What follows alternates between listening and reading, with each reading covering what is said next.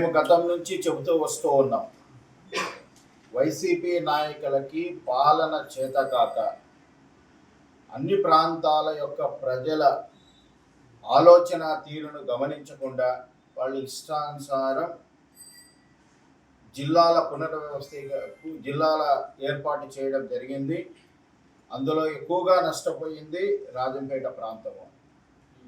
రాజంపేట జిల్లా కేంద్రం కాకుండా గతంలోనే ఎన్నోసార్లు మనం చెప్పుకున్నాం, దీన్ని సమాధి చేసినటువంటి పరిస్థితి. ఒక ప్రాతిపదికన రాజంపేట జిల్లా కేంద్రం, పార్లమెంటు కేంద్రాన్ని జిల్లా కేంద్రం చేయాలి అని అనుకున్నప్పుడు ఎన్ని అడ్డంకులు వచ్చినా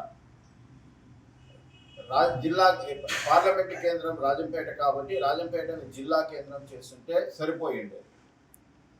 ఆ రోజు మాకు జిల్లా కావాలని అడిగినాము, హక్కు ఉంది కాబట్టి ఆ రోజు జిల్లా చేయమని అడిగినాము, చేయలేక చాలా అసంబద్ధంగా లేనిపోని లాజిక్లన్నీ చెప్పి రాజంపేటకి ఈ జిల్లా కేంద్రం అనేటటువంటిది సమాధి చేసి రాజంపేట నియోజకవర్గాన్ని 3 ముక్కలు చేసినటువంటి పరిస్థితి.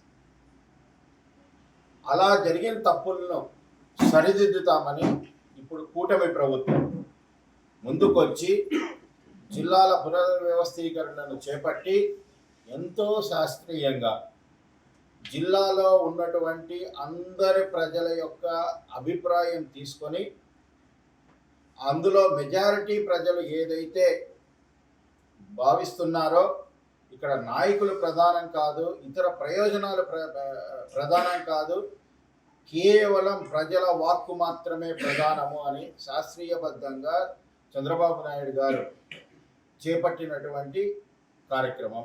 ఈ కార్యక్రమంలో గతంలో ఉన్నటువంటి అన్నమయ్య జిల్లా ప్రజలందరూ కూడా మెజారిటీ, ఇక్కడ ఉన్నటువంటి వాళ్ళంతా చాలామంది ప్రజలు మాకు మదనపల్లి అయితే అనుకూలంగా ఉంటుంది అంటే ఆ ప్రాంతంలో ఉన్నటువంటి వాళ్ళందరికీ మదనపల్లి ఇవ్వడం జరిగింది.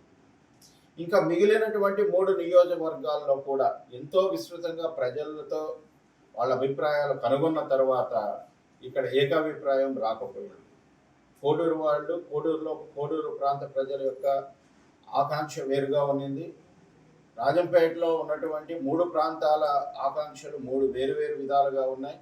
అలాగే మిగతా ప్రాంతాల్లో కూడా వేరువేరుగా ఉన్నాయి. కాబట్టి ఇవన్నిట్లో ఎక్కడ కూడా ఏకాభిప్రాయం రాకపోయేటప్పటికీ నాయకులు కానీ ఇతర ప్రయోజనాలు ఏవి కూడా పట్టించుకోకుండా ఏ ప్రాంత ప్రజలు ఎక్కువగా కోరుకున్నారో ఆ ప్రాంతానికి చేరవేయడం జరిగింది. ఇందులో క్రమంగా రాజంపేటలో ఉన్నటువంటి ప్రజలు, ముఖ్యంగా ఒంటిమిట్ట సిద్ధవటం వాళ్ళు మాకు కడపతో అనుబంధం ఉంది అని ఇక్కడ ప్రజలు భావించడంతో అక్కడికి కడపకు చేరడం జరిగింది. అలాగే రాజంపేట, నందలూరు ప్రాంతాలు ఒకవేళ మనం రాయచోటి వద్దనుకుంటే ఏది మీకు మంచిది అని అనుకుంటే కనుక మాకు కడప అయితే మేలు అన్నటువంటి అభిప్రాయం ప్రజల నుంచి వచ్చింది. అలాగే వీరపల్లి, సుండుపల్లి ప్రజలు కూడా దీనికి మద్దతు తెలపడంతో మొత్తం రాయచోటి నియోజకవర్గాన్ని కడపలో పెట్టడం జరిగింది. అంటే గతంలో జరిగినటువంటి తప్పులను కొద్దిగా సవరించగలిగిన, ప్రజల యొక్క ఆకాంక్ష పూర్తిగా తీరలేదు కానీ గతంలో జరిగినటువంటి తప్పులను మాత్రం ఈసారికి సవరించగలిగినటువంటి పరిస్థితి. ముఖ్యంగా జిల్లా కేంద్రానికి ప్రయాణం చేసేటటువంటి ఇబ్బందుల నుంచి ప్రజలను మేము తప్పించగలిగినాం. చాలామంది ప్రజలు చెప్పుకుంటున్నారు, సాయంత్రం 7 గంటలు దాటితే బస్సులు లేవు, కలెక్టర్ ఆఫీస్ పోవడానికి అందుబాటులో లేదు. అలాగే ఇక్కడైతే కనుక నందలూరుకి, రాయచోటికి పోలిస్తే కనుక కడప చాలా దగ్గరగా ఉంటుంది. రాజంపేట ఇంకా దగ్గర, రాజంపేటకు కూడా ఇదే కన్వీనియంట్.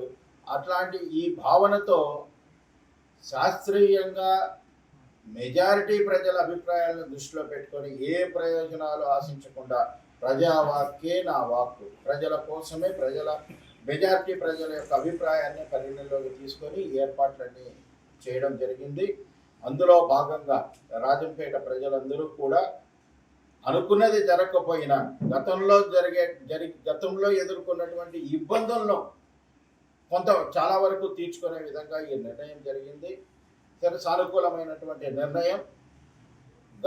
ఇబ్బందుల నుంచి తొలగించి రాజంపేట ప్రజలకి జిల్లా కేంద్రాన్ని చాలా దగ్గరకి అనుకూలంగా తీసుకొచ్చినటువంటి చంద్రబాబు నాయుడు గారి నిర్ణయాన్ని మేము స్వాగతిస్తూ ఉన్నాం.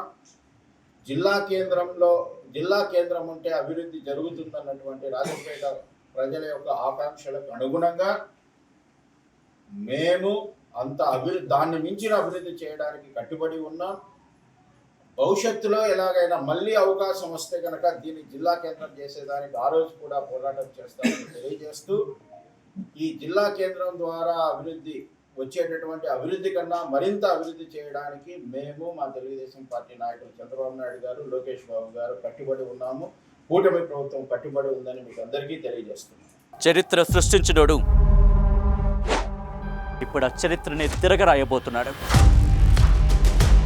అబద్ధాల గోడల్ని బద్దలు కొట్టి నిజాలను రాగా మీ ముందుంచబోతున్నాడు. నిజమైన వార్తల కోసం వెంటనే డౌన్లోడ్ చేసుకోండి రా యాప్ని.